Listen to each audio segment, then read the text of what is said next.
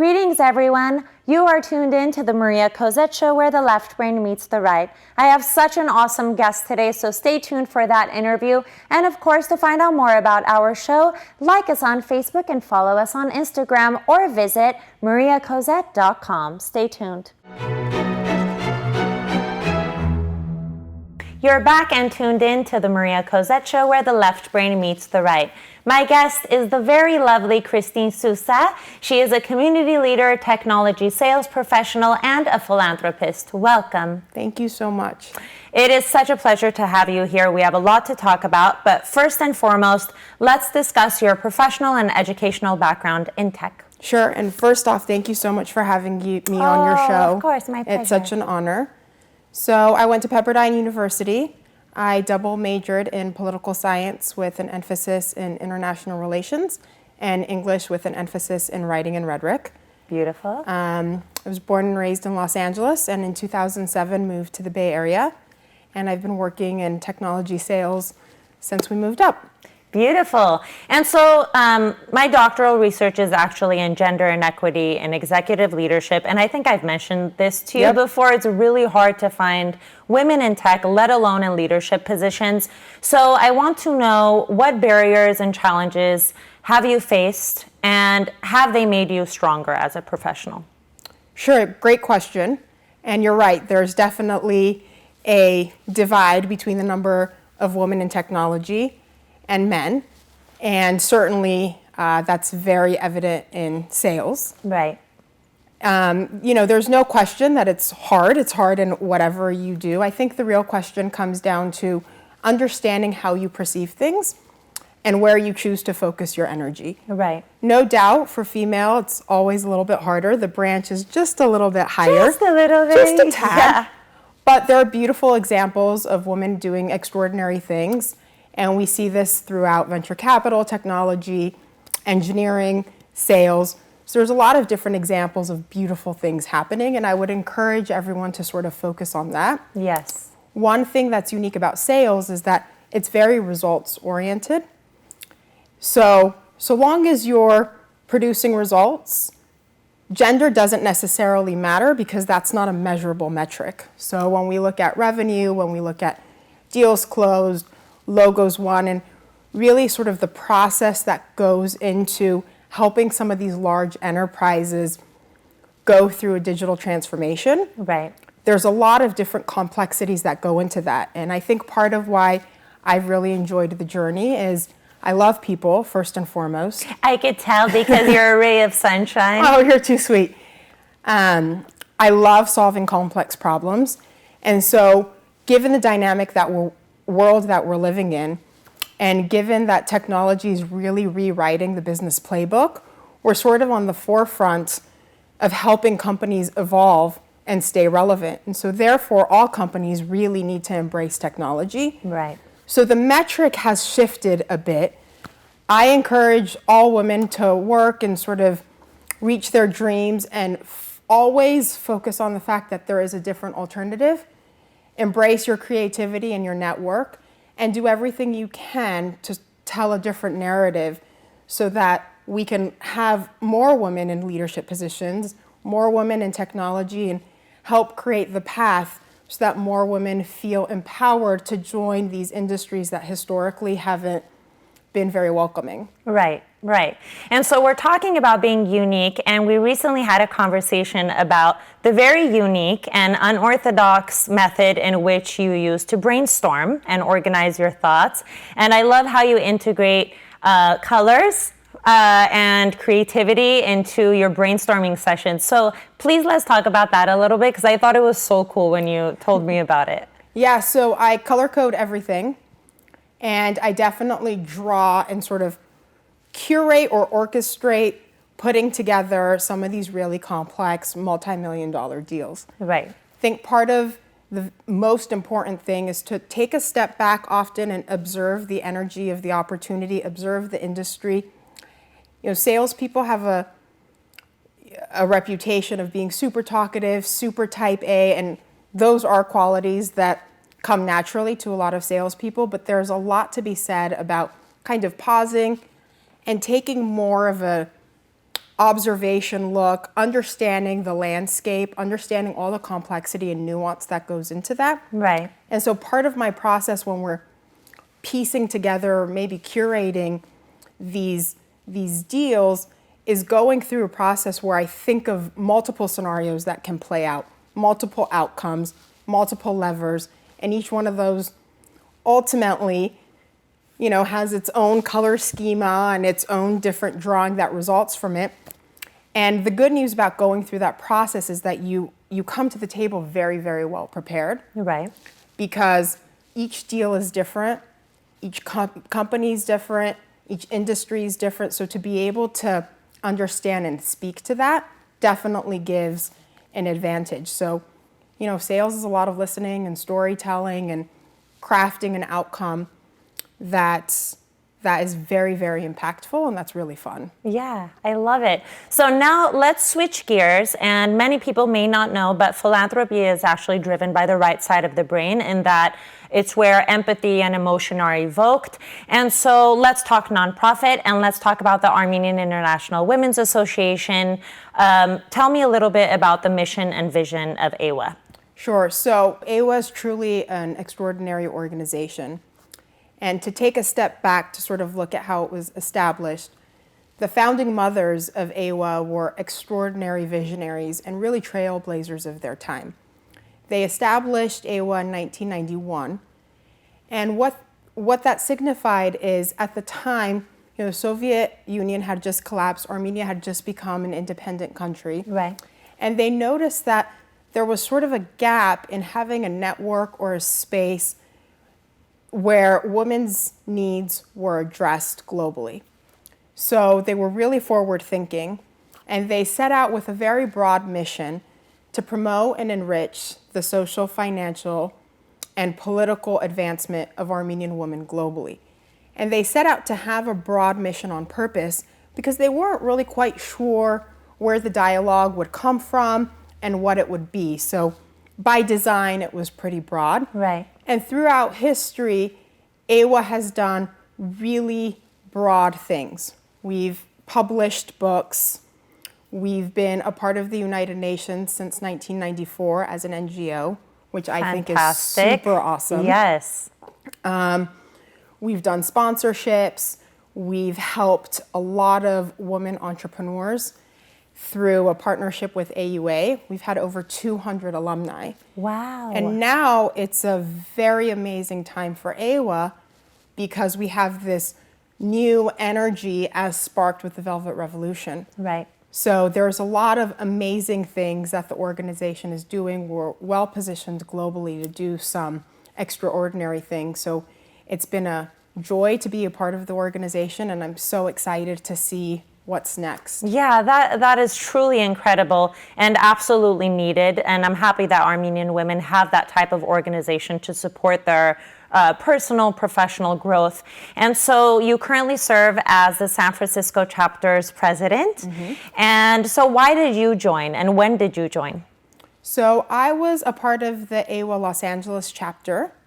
And then when we moved to the Bay Area, it was right around the time where the San Francisco chapter was coming to launch as an affiliate. So I went to one of the events. I was absolutely blown away by the quality of women, the drive, the energy that sort of ignites your core and makes you truly recognize that we do have the ability to be a part of something greater than ourselves and be part of a lasting legacy, make huge impact, and help inspire sort of a multi-generational momentum that will make positive impact in the world. So that's sort of how I came to really gravitate towards the organization and want to be more involved once we were in San Francisco. So I became an active member. Shortly thereafter, I was invited to be an executive committee member, and then shortly thereafter, I was voted to be president. I love it. Of the chapter. Yes, and well deserved, really. Thank you. So you mentioned the Velvet Revolution, and I hadn't been to Armenia since 2009. And then this past fall in 2018, I went. Huge difference. And I would say, especially with the youth and specifically with the females there that are working with different organizations and in leadership roles or aspiring leaders. So what is the work that AWA does in Armenia? So historically, AWA has done a lot of work in Armenia and also locally. Each chapter sort of is empowered to do different events that are specific to the local region. Right. In Armenia, like I mentioned, we've worked with scholarship recipients from an educational perspective. We've done a WEP program, which is the Women's Entrepreneurial Program, where we've had over 200 alumni graduate to date. And this is wonderful because it gives us an opportunity to help develop an idea, help them with a business plan, a basic P&L report, of course, and help sort of take these ideas, to market from contemplation to execution, which is a really beautiful thing to see. We've participated significantly in some of the domestic violence issues and realities in Armenia. Right. AWA, along with some other organizations, actually helped sponsor the first safe houses in Armenia. Wow. And I visited them, and it's absolutely extraordinary to have an opportunity to be a little bit of light and hope in some of these women's and their families' darkest times. Yeah. And help give them that courage to know that the decision that they made to leave their abuser, that there is an alternate path for them, that this too shall pass, right. and there are beautiful sunny days ahead, is something that really, really touches my heart and is something that I'm so proud that AWA is a part of. As we now go into the next wave, we recently got a new executive director who's phenomenal, and we look at sort of what does it look like post-Velvet Revolution? What are the things that AWA can participate in globally, be a magnet for Armenian women worldwide, and really help drive and be a part of the dialogue? It's a beautiful thing. Yeah. And so for my audience members that are potentially involved in volunteering or contributing in some way or another, how could they get involved? Absolutely. I encourage everyone to be a member, men and women alike. Like I said, we're a cross-generational organization. So, for example, my 97-year-old grandmother is a member, my mother's a member. Beautiful. My two daughters are members. So, you can visit the website, awainternational.org. You can look up each of the affiliates. Obviously we have the San Francisco affiliate, we have a New England chapter, we have an LA chapter, we have several other chapters that exist. I hope that we will start to get more chapters, both in America and internationally. Right. So to the extent that anyone feels compelled to become a member and join us and participate in any way that feels authentic to them, we welcome everyone with open arms. Right. I love it. Incredible work. So this last question I ask all my guests, in that why do you think it's important for a professional to have an outlet, whether it's creative or philanthropic? Absolutely. I think your career and what you do is only a part of who you are. And your career can change and evolve over time. Look at different examples of actors who have turned philanthropists or pianists who are also doctors. I mean, kind of the core of your show is exactly that, sort of the pairing and merging of your professional life and your creative mind. And there's so much that goes into making a whole person, from hobbies and your creative outlets, your professional outlets, your religious, philanthropic, family.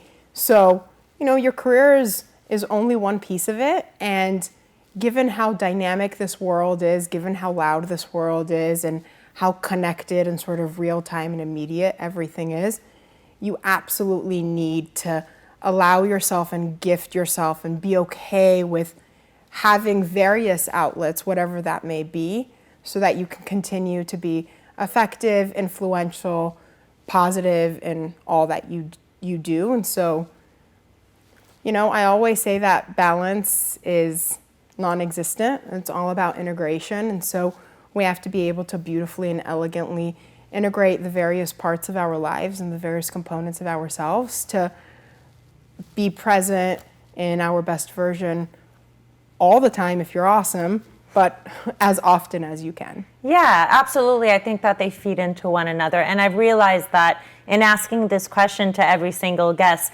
everybody answers differently, of course, but all of my guests have one underlying thread in common, in that all of them have some sort of outlet and it feeds into one another. And it's usually why they're so successful, because they have this outlet. Absolutely. I mean, a lot of what I do in my creative process braids beautifully into, you know, the kind of mother I am. It braids into the kind of professional I am. So all these components are definitely, you know, dependent on each other and woven and braided together. Yeah, they're braided.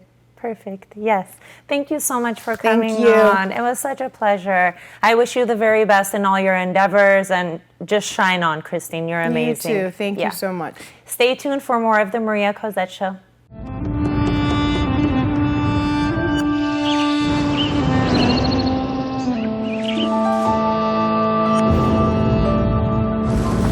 To create along with nature.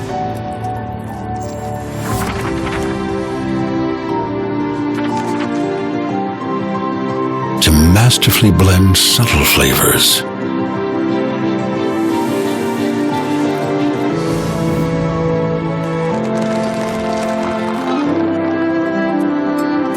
To trust time in the making of history. To share everything we are proud of. Ararat, from heart to heart. Know the Greats, where we spotlight a legend. Although it was her husband who invented the carpet sweeping machine in 1876, Anna Bissell became the CEO of the Bissell Company in 1889, making her the first female CEO in America. After her husband's death, Anna was the one who took the sweepers to the next level with aggressive marketing. She traveled around the country selling sweepers and making deals with major retailers to carry the Bissell brand.